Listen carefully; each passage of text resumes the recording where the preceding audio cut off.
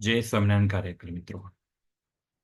કાર્યકર સુવર્ણ મહોત્સવ નિમિત્તે યોજાનાર સત્સંગ જ્ઞાનની પરીક્ષાની તૈયારી આપ કરી રહ્યા હશો અને સૌને મદદરૂપ થાય એ માટે આપણે વચનામૃત કોટેશન સરળતાપૂર્વક યાદ રહી શકે નો વિડીયો આગળ મૂકવામાં આવ્યો હતો.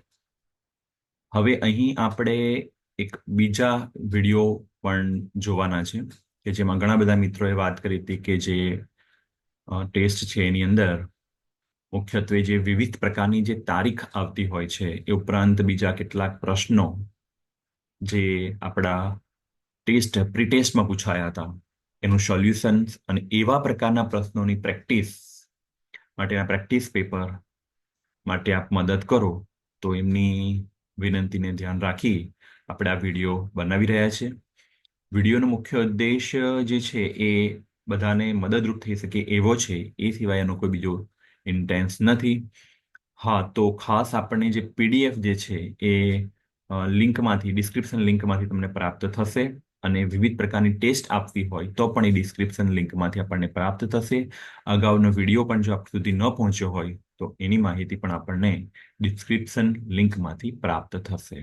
તો ફરીથી હવે આપણે સ્ટાર્ટ કરીએ છીએ બીજા વિડીયો માટે. હવે અહીં જે પ્રી ટેસ્ટ લેવાઈ હતી તારીખ 6 તારીખની અંદર, તો એના માટેનું પેપરનું એનાલિસિસ આપણે જરા સમજી લઈએ.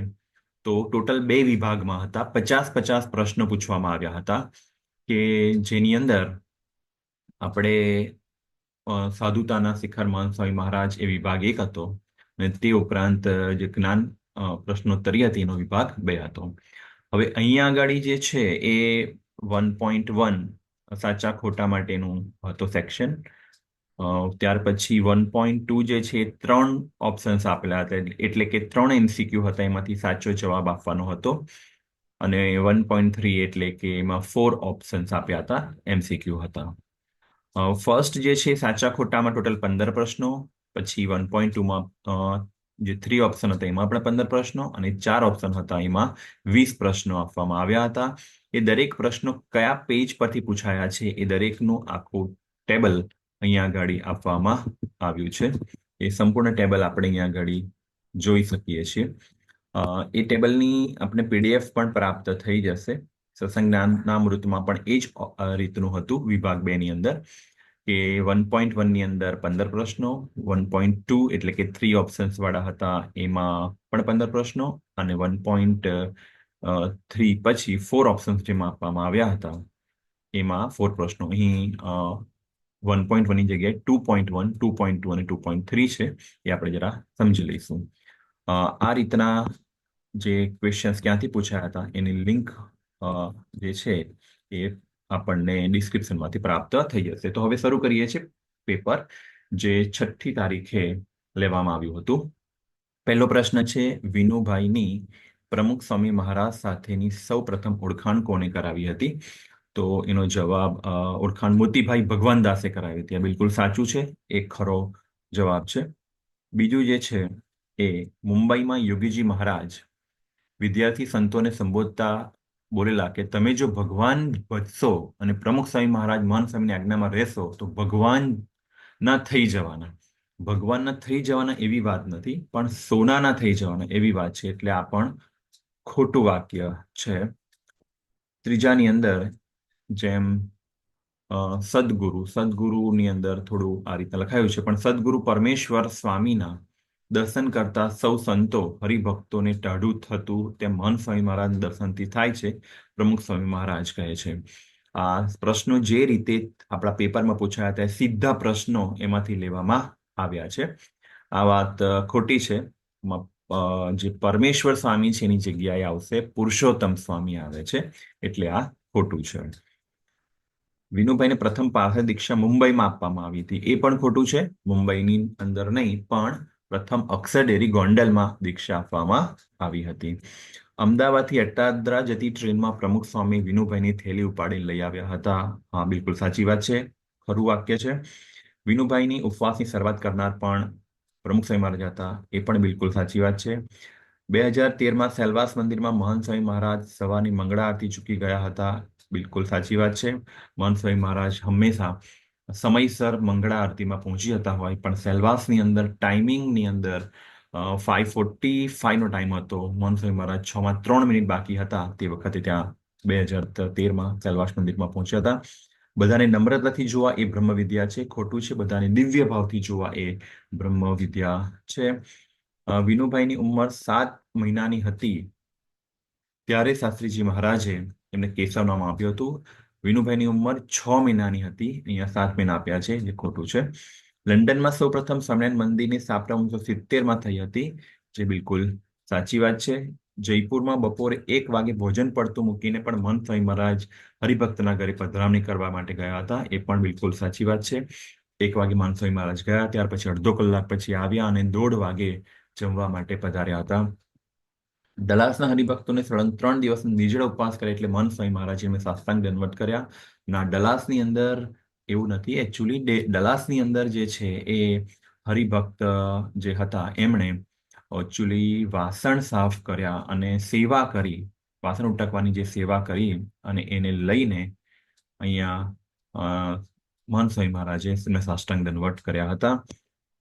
પાટણા સ્ટેશન ઉપર મહંત સ્વામી તથા અન્ય સંતો બાકડા પર સૂઈ ગયા. મહંત સ્વામી બાકડા પર સૂઈ ગયા એ વાત સાચી છે, પણ અન્ય સંતો નીચે સૂઈ ગયા હતા, એટલે વાક્ય ખોટું છે. વિનુભાઈના માતાનું નામ ડાહીબા અને પિતાનું નામ મોતીભાઈ, પિતાનું નામ મણિભાઈ હતું, એ મોતીભાઈ આપવામાં આવ્યું છે, એટલે એ ખોટું છે. યોગીજી મહારાજ ભગતજી મહારાજની જેવી સ્થિતિ અમારા મહંત સ્વામીની છે, વાક્ય બિલકુલ સાચું છે. આ ફર્સ્ટ સેક્શન હતો, જેમાં 15 પ્રશ્નો આપેલા હતા. બીજો સેક્શન જોઈએ, વિકલ્પ પસંદ કરવાનો છે. વિનુભાઈનો જન્મ 13 સપ્ટેમ્બર 1933ના રોજ થયો હતો. યોગીજી મહારાજ અને પ્રમુખ સ્વામી મહારાજ સાથે કઈ સાલમાં? તો 1956, 59 અને 60ની સાલમાં વિનુ ભગત આફ્રિકા ગયેલા હતા. ખાસ આપણે યાદ રાખીએ 59 અને 60. અને પછીનો જે વિડીયો આવવાનો છે એ વિડીયોની અંદર આપણે ખાસ જોવાના છે કે તારીખો કેવી રીતે યાદ રહી શકે. ચાણસદમાં યોગીજી મહારાજને યુવકો સંબોધીને બોલ્યા કે અહીંયા તો મોક્ષની કોલેજ આવવાની છે. ખાલી જગ્યા રેલવે સ્ટેશન પર યોગીજી મહારાજ વિનુભાઈનો હાથ પકડીને પાટા નજીક બેસી ગયા હતા અને ધૂળમાં આંગળી વડે 51 લખ્યું હતું. કલોલનું સ્ટેશન છે. શરૂઆતના સમયમાં યોગીજી મહારાજ જ્યારે જ્યારે મુંબઈ પધારે ત્યારે મહદઅંશે એમનો ઉતારો કપોડવાડીમાં રહેતો હતો. મહંત સ્વામી મહારાજ જો સિક્કો મારી દે કે પછી પ્રકૃતિ પુરુષ સુધી કોઈ આડું ન આવે. વિનુભાઈએ ખાલી જગ્યાના વર્ષમાં ગૃહત્યાગ કર્યો હતો. 1956ના વર્ષમાં ગૃહત્યાગ કર્યો હતો. વિનુ ભગત યોગીજી મહારાજની કસોટીમાંથી પસાર થઈ, તેથી યોગીજી મહારાજે તેમને 1,78,000 માળાનું પુણ્ય આપ્યું હતું. તેનું કારણ કયું હતું? યોગીજી મહારાજે 3 મહિના સુધી એમને નતા બોલાવ્યા, એ મેઇન મુખ્ય કારણ હતું. બોચાસણ શિબિરમાં પ્રવચન કરવા જતા સમયે મહંત સ્વામી મહારાજે રસ્તામાં પહેલા કોથળાને ઉખેડીને કચરાપેટીમાં નાખ્યો અને એ પછી પ્રવચન કરવા પધાર્યા ત્યારે તેમનો પ્રવચનનો વિષય હતો આળસ. આળસ એમના પ્રવચનનો વિષય હતો. આ સૂરજ પૂછે છે, આ ચાંદો પૂછે છે, એ કવાલી નડિયાદ ગામમાં વિદ્યાર્થીઓએ મહંત સ્વામી મહારાજ સમક્ષ ગાઈ હતી.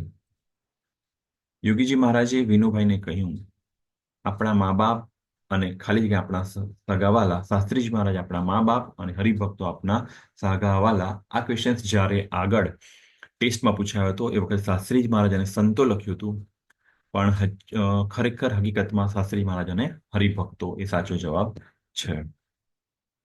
ભગવાન સ્વામિનારાયણના કહ્યા મુજબ જ્યાં સંપ હોય ત્યાં રિદ્ધિ સિદ્ધિ અને ભગવાન ત્રણેય રહે છે.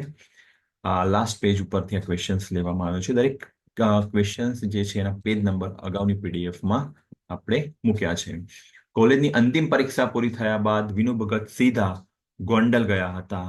તે સીધા ગોંડલ ગયા હતા અને પરીક્ષા પૂર્ણ થયા પછી તેઓ ક્યારેય ઘરે ગયા ન હતા.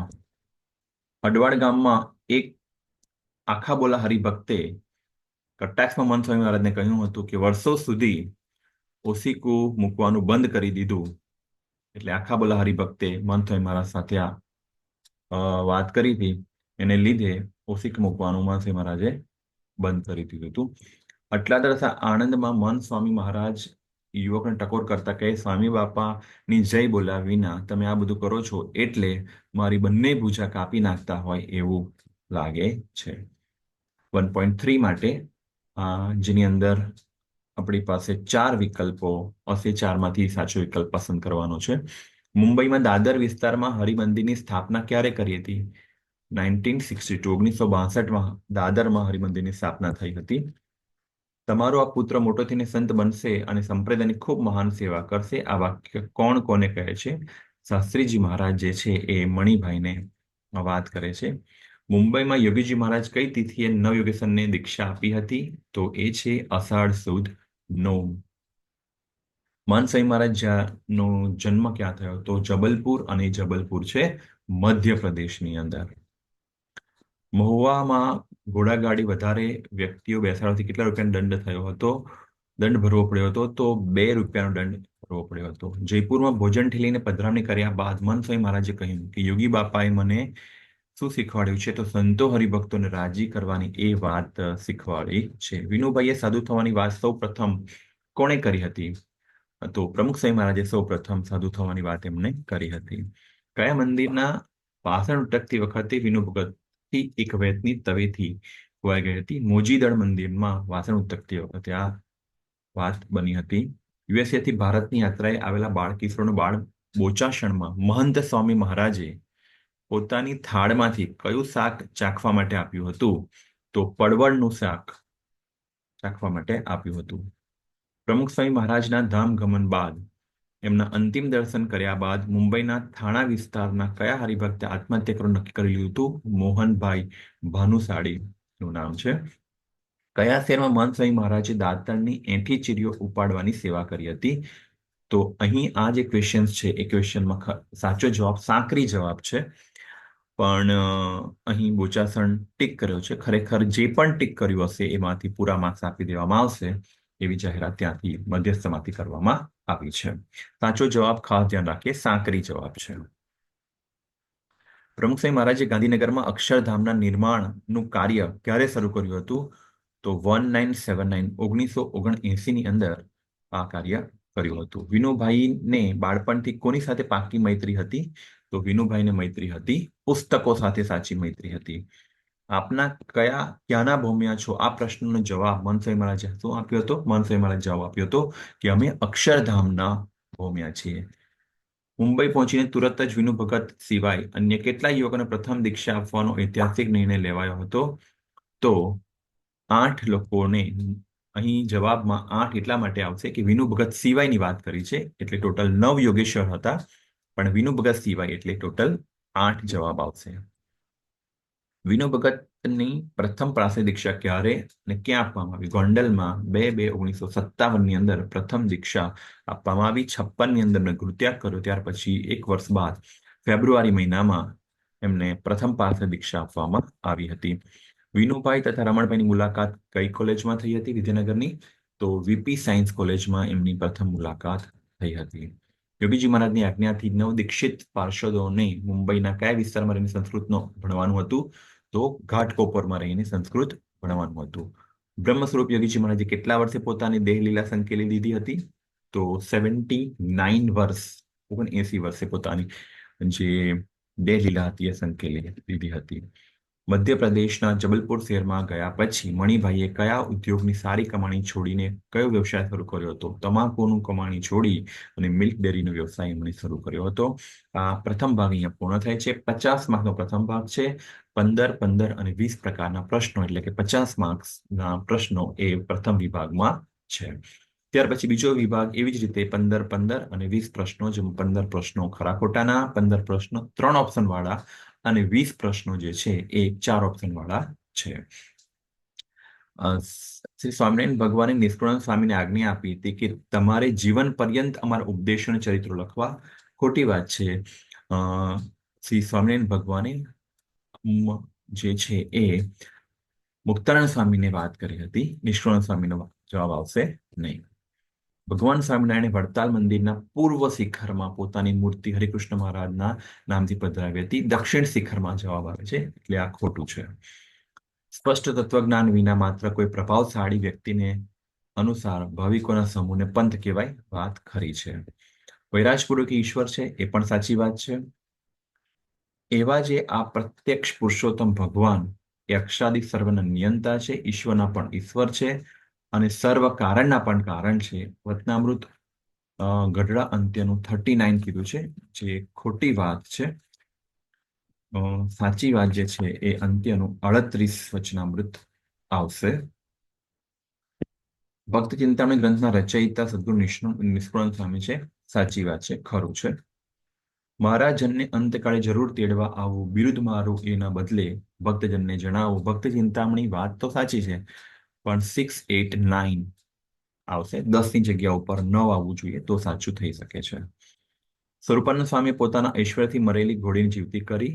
ખોટી વાત છે. વ્યાપકાનંદ સ્વામીએ મરેલી ઘોડીને જીવતી કરી હતી. અદ્વૈતાનંદ સ્વામી તંત્ર વિદ્યામાં સિદ્ધ હતા. ખરી વાત છે, ખરું છે. પ્રસ્થાનત્રયના સારૂપે ભગવાન સ્વામિનારાયણ વચનામૃત ગ્રંથમાં પોતાનું આગવું તત્વજ્ઞાન આપ્યું હતું. એ પણ સાચું છે. અક્ષર બ્રહ્મ પણ ઈશ્વરની જેમ એક અને અદ્વિતીય છે. ખોટું છે. અક્ષર બ્રહ્મ જે છે એ એક અને અદ્વિતીય છે એ વાત સાચી, પણ ઈશ્વરની જેમ લખ્યું છે એટલા માટે એ ખોટું છે. ઈશ્વરોમાં જે કઈ સત્તા, સામર્થ્ય, કર્તૃત્વ અને સર્વજ્ઞતા આદિ જે ગુણો છે તે વૈરાજ પુરુષને આધીન છે. ખોટું છે. પરબ્રહ્મને આધીન છે. સ્વામીની વાત 3:13 કહ્યું છે કે મહારાજ એ પુરુષોત્તમ જાણીને અક્ષરધામમાં જવાય નહીં. 3:12 કીધું છે એટલે એ પણ ખોટું છે. ધરમપુરના કુશળ કુંવર બાપ 500 ગામોના રાજ્ય બંધનને તોડીને નિર્વાષ્ટિક સ્થિતિને પામ્યા હતા. એ ખરી વાત છે. માયાનું સ્વરૂપને સમજ્યા વિના ભગવાનનો નિશ્ચય થતો નથી, ભગવાનને પામી શકતા જ નથી. એ ખોટું છે. માયાનું સ્વરૂપ નહીં, પરબ્રહ્મનું અક્ષરબ્રહ્મનું સ્વરૂપ સમજ્યા વિના જવાબ આવશે એટલે ખોટું છે. આ ફર્સ્ટ સેક્શન અહીંયા પૂર્ણ થાય છે. સેક્શન 2 ની અંદર અક્ષરાત પરત પરહ એ મુંડક ઉપનિષદ 2:1-2 કહેવામાં આવ્યું છે. પોતાની જીવાત્માને બ્રહ્મ સંગાતે એકતા કરીને પરબ્રહ્મની સામે સેવક ભાવે ઉપાસના કરવી. વૈષ્ણવ ગઢડા મધ્યનું 3 છે. ગોપાળાનંદ સ્વામીએ ચંદ્રગ્રહણ અટકાવ્યું હતું. ત્યાર પછી પ્રગટ ભગવાનના યોગથી જ આત્યંતિક કલ્યાણને પામી શકાય છે. એ પુરુષોત્તમ ભગવાન, અક્ષર બ્રહ્મ, માયા, ઈશ્વર, એ જીવ, 5 ભેદ અનાદિ. એ વચનામૃત ગઢડા પ્રથમનું 7મું વચનામૃત છે. પર્વતભાઈ એ અગતરાય ગામના હરિભક્ત હતા. માયાથી પર અને અનાદિથી મુક્ત માત્ર 2 જ તત્વો છે, અક્ષરબ્રહ્મ અને પરબ્રહ્મ. માયાથી પરની વાત છે. ભાદરામાં વસરામ સુથારે જે હતા એના સંકલ્પ માત્રથી અનંત કીડીઓ ચતુર્ભુજ દેહ ધારણ કરીને ભૂમા પુરુષના લોકમાં ગઈ હતી. ભગવાન સ્વામિનારાયણે પોતાની હયાતી પછી ગુણાતીત સત્પુરુષ દ્વારા સમ્યકપણે અખંડ પ્રગટ રહેવાનો કોલ આપ્યો છે. આદિ આચાર્ય રઘુવીરજી મહારાજે અચિત્યાનંદ બ્રહ્મચારી જે વર્ણી હતા એમની પાસે શ્રી હરિલીલા કલ્પતરુ ગ્રંથ તૈયાર કરાવ્યો હતો. ભગવાન સ્વામિનારાયણનો પટ્ટાભિષેક જેતપુરમાં કરવામાં આવ્યો હતો. જીવને પોતાના પ્રારબ્ધ અનુસાર વારંવાર જન્મ અને મરણના ચક્રમાંથી પસાર થવું પડતું હોય છે. ભગવાન સ્વામિનારાયણે 1866ની અંદર ગુણદ સ્વામીને દીક્ષા આપી હતી. નિરંતર મનન કરતો થતો બ્રહ્મનો સંગ કરે તો બ્રહ્મના ગુણ એ જીવને વિશે આવતા હોય છે. વચનામૃત ગઢડા મધ્ય 31 છે. શ્રીજી મહારાજે સારંગપુરના રાઠોડ ધાંધલના ઘરે હુતાશનીનો સમયો ગુણાતીતાનંદ સ્વામીનો મહિમા કયો હતો. રાઠોડ ધાંધલના ઘરે સેકન્ડ સેક્શન છે અને જે આ લાસ્ટ સેક્શન છે. ગુણાતીતાનંદ સ્વામીએ કઈ જગ્યાએ દેહત્યાગ કર્યો હતો? તો ગોંડલમાં દેહત્યાગ કર્યો હતો. જીવનના કયા કર્મોના આધારે કોણ એનું પ્રારબ્ધ ઘડે છે? તો સંચિત કર્મ આધારે પરબ્રહ્મ એમનું પ્રારબ્ધ ઘડે છે. અક્ષર બ્રહ્મ એ પરબ્રહ્મનું તેજ નથી. એ વાત ઘટનામૃત ગઢડા મધ્ય 45માં કરવામાં આવી છે. આ વાત આ ધારાગરમાં બેઠું છે એ જ અક્ષર છે. એ વાત ગુણદ સ્વામીને કોણે કરી હતી? વંથલીના દેવજીભાઈને ગુણદ સ્વામીએ વાત કરી હતી. સ્વામિનારાયણ દર્શનમાં અનાદિ માયાથી પર કેટલા તત્વો કહેવામાં આવ્યા છે? 2 તત્વો. આ ફરી વખત આપણને ક્વેશ્ચન પ્રાપ્ત થયો છે. અવતારો બાબતે નીચેના વાક્યો પૈકી કયું વાક્ય સાચું છે? અવતારો જે છે પરબ્રહ્મના અનુપ્રવેશથી અવતારો સંભવે છે. એ સાચું છે. ઈશ્વર તત્વ એટલે કોણ? ઈશ્વર તત્વ એટલે બ્રહ્માંડના સંચાલન કરતાઓ. આ હેડિંગની અંદર આપેલું સેન્ટેન્સ છે. વડતાલમાં ગુણદ સ્વામી માદા સંતોની કેટલીક ગોદડી ધોયા બાદ તેને ઉચકીને જતા હતા? તો 18 ગોદડી ધોયા બાદ તેને ઉચકીને જતા હતા.